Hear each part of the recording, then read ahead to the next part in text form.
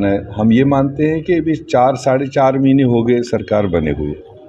बहुत लोग एक्सपेक्ट कर रहे हैं कि सरकार ने ये नहीं किया, वो नहीं किया जो वादे थे, मगर ये नहीं जानते हैं कि जिस टाइम पर सरकार बनी, जिस टाइम पर ओथ लिया गया, उसके पहले इस साल का बजट हुआ था, जो लेफ्टिनेंट गवर्नर के टाइम पर पूरे साल भर का बजट बना रखा था। उसमें कोई स्कोप नहीं थी कि ड्यूरिंग द ईयर सरकार बनेगी, सरकार की डिस्क्रिशन क्या होगी। तो इसलिए मैं समझता हूँ कि वो भी एक हर्डल इन 4 महीनों में रही।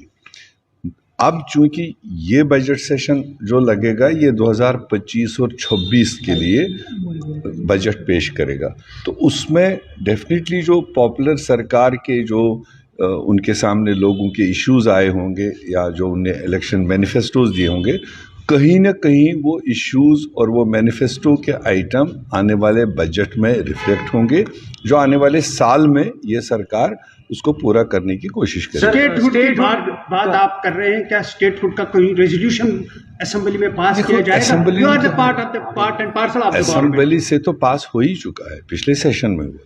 अब रोज रोज कॉमन सेंस है, जब अभी यूटी स्टेटस है, इतना तो अकल सब लोग रखते हैं, और यूटी स्टेटस में जो चीजें सेंट्रल से कमांड हो रही है उसको असेंबली में उठाने का कोई मतलब नहीं, उसका कोई जवाब देने वाला नहीं होगा।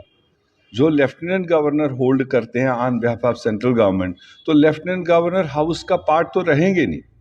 तो इसलिए हो सकता है सवालात उस डायरेक्शन में नहीं आए होंगे, मगर रेजोल्यूशन और दूसरे तरीके से चीजें हाउस में उठेंगी जिसका जवाब सरकार दे सकती है। प्राइवेट बिल आ रही है, पीडीपी कोई पीडीपी प्राइवेट बिल आ रही है स्टेट लैंड के लिए और शराबबंदी के लिए। अभी तो जुमा 8 ही दिन हुए जब वो खुद सरकार में थे और भारतीय जनता पार्टी के साथ थे, और हम तो ये मानते हैं वो चीज़ ज़्यादा संजीदा माना जाता है जो लोगों ने मैनिफेस्टो में दिया होगा। अगर मैनिफेस्टो में किसी जमात ने कोई चीज़ रखा है तो उसको वाजिब बनता है। उसके बाद अब जब आएगा हाउस में, तब हाउस के मौके के हिसाब से कौन किस चीज़ को कहाँ सपोर्ट करेगा, कहाँ नहीं करेगा, वो हाउस की बात है। मीर साहब, इंडियन अलायंस में स्टेटहुड लाने के लिए किस किस किस्म की कोशिशें जारी हो रही है ताकि जम्मू कश्मीर में एक बार फिर स्टेटहुड वापस लौट आए और रेल की तरफ गाड़ी पटरी पर? देखो, इंडिया अलायंस तो पहले से कमिटेड है।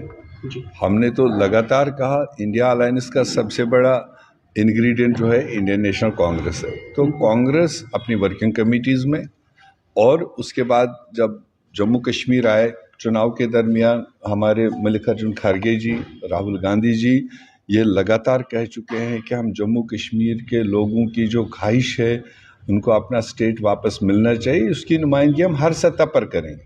मगर पार्लियामेंट चलने ही नहीं दिया।